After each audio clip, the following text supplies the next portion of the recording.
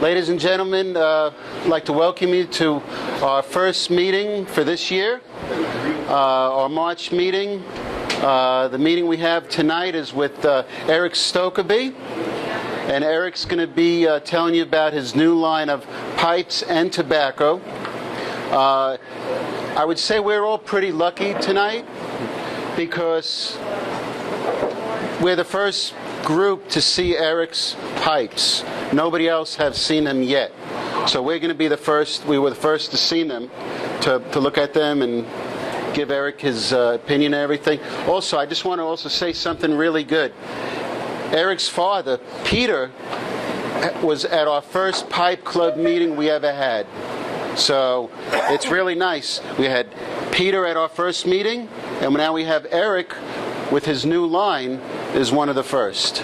So, ladies and gentlemen, I'd like to welcome Erik Stokkebye, and give Erik the mic here. All right. Thanks, Larry. Okay. Thank you. There we go. Is that good? Good. Well, thank you very much, and thank you for the invitation. Happy to be here. I know some of you probably knew my father or visited the club here when he was here many years ago. So, or at least you know of his tobaccos that I know some of you guys have smoked over the years. I started working on this line, the pipe tobaccos particularly, and the pipes later on, but the pipe tobacco I started on about 1.5 years ago. And what I wanted to do was to build a line of pipe tobaccos that really builds on the our family's heritage over the years. And going back, our forefathers, or my family comes from Denmark, and Denmark is traditionally known for a lot of pipe smoking and a lot of pipe tobacco making. And going back even further than the 4 generations here, our family was actually a seafaring family on a small island in Denmark, going back about 7 or 8 generations. And on this little island there was a village named Stokkebye. Our original name was Hansen, and then we were called Hansen Stokkebye, and eventually the name Hansen was dropped, and then the name Stokkebye was carried on, and that's how we inherited, or that's how we got our name. And that's how a lot of names actually came about in the old European countries, or from the villages or the towns where they came from.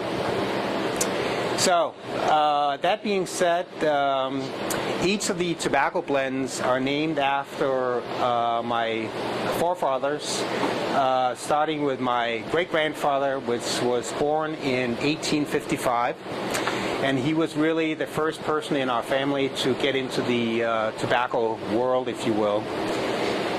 Back in the mid-1800s, it was traditional in many towns in Denmark and Germany and England and Holland that you had a factory in the back and a retail store in the front, and he had the same thing. He was very successful, not so much with pipe tobacco, because pipe tobacco was really not that developed at that time, but it was more nasal snuff. Nasal snuff was very, very large, and he became a very successful businessman, producing nasal snuff and a little bit of pipe tobacco. So he bought other little factories and retail stores in the town of Odense in Denmark, which, by the way, is the same town where Hans Christian Andersen came from. So he developed a pretty solid business through the years, and then in the 1920s, my grandfather came into the business, and my grandfather worked for a while for a Dutch company, and the Dutch company had cigar plantations in Sumatra. So my grandparents spent about, I think, 7 years in Sumatra in the 1920s, and that was pretty wild circumstances. I remember as a kid, he used to tell me that his neighbor was the cannibal. And he always told me the best part of an animal, best part of a human flesh is this right here. It tastes like chicken. So he told some wild stories from Sumatra. My grandfather was really more of a cigar man than anything else. He developed a lot of cigars and sold cigars to, among others, Winston Churchill. And but also did some pipe tobacco and did also a chewing tobacco product called Oliver Twist. I don't know if you heard about that, but he actually developed that product in the 1940s. In the 1950s, my father, Peter Stokkebye, got into the business after spending about 5 years in the U.S. in leaf tobacco. And in the 1950s were really the years when the pipe tobacco market became large. It really started to grow, not only in the U.S. but in Europe and other places. So when my father got into the business, he turned the business from less on cigars and chewing tobacco to making it almost 100% pipe tobacco. And really developed a nice lineup of different pipe tobaccos over the years. And one of his biggest markets with the factory was actually the U.S., where he really we did a lot of business. I joined the company in 1988. And my biggest challenge, if you will, was to develop the European market. So I came to the company and started to develop some of the European markets because we had a good business in the U.S. and so I had to really put some effort on the European markets. And we did this for a while, and then eventually in the 1990s we sold the company to a larger company today called Scandinavian Tobacco Company. But so that's really kind of the four generations, if you will, in a nutshell. And it's fun to be part of a heritage like this. It's fun to be part of a family tradition that's been in tobacco for that many years, and I hope that it can be continued in the future as well. The pipes you see over here was something that was added on here, like yesterday almost. It's something I've been working on with a gentleman in Europe or in Denmark called Peter Nero, and a very nice guy, and I really liked his pipes. I talked to several pipe makers in Europe, but I really settled on Peter because I liked his stuff, I liked what he was doing. So you are now the official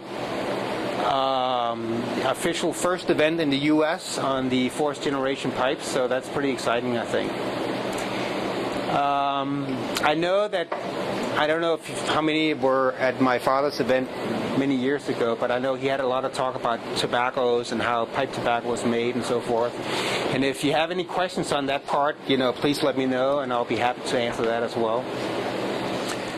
First generation pipes are available in 4 models, each engraved with the birth year of my great-grandfather, grandfather, father, and myself. And the 4 models are available in 3 finishes. One reddish finish, as you see here, with the it's a bronze band engraved with the 4th generation. Then you have the yellow natural finish, if you will, also with the bronze band. And this is the model from 1957. No, excuse me, 1931. And then you have the dark porter, as I like to call it. Also, it's a black sandblast. And very nice finish. Nice large bowls. And beautiful Italian leather bags comes with the pipes. Perfect.